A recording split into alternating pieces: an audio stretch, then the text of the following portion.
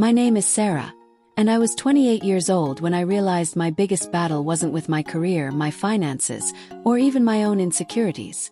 It was with my mother-in-law, Eleanor, who was determined to retain complete and total control over her son, my husband, David.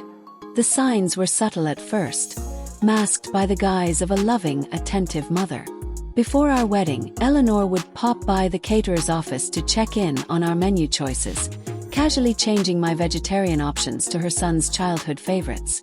She helped us pick out our new furniture, vetoing my modern minimalist choices in favor of the heavy, dark wood pieces she favored, claiming they were more substantial for a man of David's standing.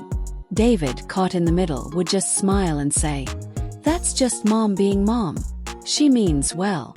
After we were married, the intrusions became a constant, low-level hum of noise in our lives. Every Sunday we were expected at her house for dinner, and if we ever made other plans, the phone calls would start. She would call to remind David to change his oil, to tell him what he should be wearing to a work event, or to ask what we were having for dinner so she could offer a better recipe. It was never a suggestion. It was always a directive, delivered with a saccharine tone that made it impossible to argue with. David, a kind and gentle man, would simply nod along, too conditioned to push back. He loved his mother, and he was blind to the fact that her affection was a leash, not a hug. The turning point came when David and I decided to start a family. We had a long, heartfelt talk and decided we were ready to try. The next week, over one of those mandatory Sunday dinners, Eleanor cornered me in the kitchen. "You know," she said, stirring a pot of sauce with a practiced hand, "David's work schedule is very demanding right now. He needs his rest. I think it would be best for you two to wait on having children for at least another year. He needs to focus on his career." I stared at her, my heart pounding in my chest. This wasn't about David's career. It was about her not wanting to relinquish her position as the most important woman in his life. A child would shift the balance of power permanently. I tried to stay calm. "Eleanor, that's really a decision for David and me to make together," I said, my voice shaking slightly.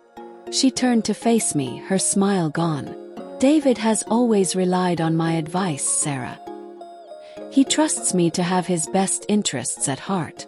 And frankly, your timing isn't practical. He needs to be the one to give you permission." That was the line. The final blatant power play. She wasn't just offering advice anymore. She was demanding control. I left the kitchen and found David on the back patio. My voice was low but firm. "David, we need to talk." "It's about your mother." He sighed, his face falling. "What is it, honey? Did she say something about the curtains again?" "It's not about the curtains, David," I said, the words spilling out. "It's about our future. Child, your mother just told me we have to wait to have a baby until you've given me permission. She thinks she has the right to decide what we do with our lives. She's not helping, she's controlling. And you're letting her." David was silent for a long moment, his face a mix of shock and defensiveness. "She doesn't mean it like that. She's just worried about me." "No," I said. "She's worried about losing control. She's not just your mother anymore, David. She's trying to be your wife. And I can't live like this. We can't build a life together if we're constantly building it on her terms." My words finally seemed to break through. He looked at me, really looked at me, and saw the pain and frustration I'd been holding in for so long. He saw that this wasn't an argument about Eleanor. It was an argument for us, for our marriage, for our autonomy. The confrontation with Eleanor came 2 weeks later.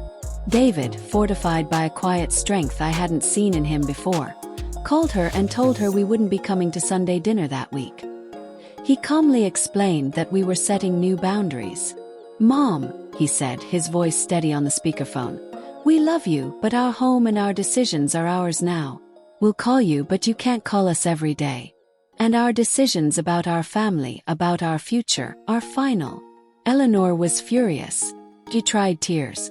She tried guilt. She tried to make him feel like a disloyal, ungrateful son. But David held firm.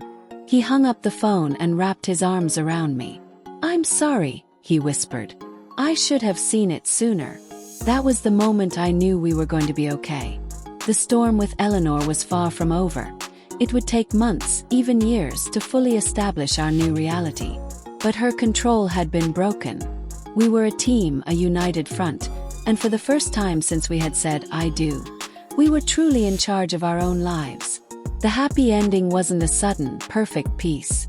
It was the two of us finally together on the same side, ready to face the world and his mother on our own terms.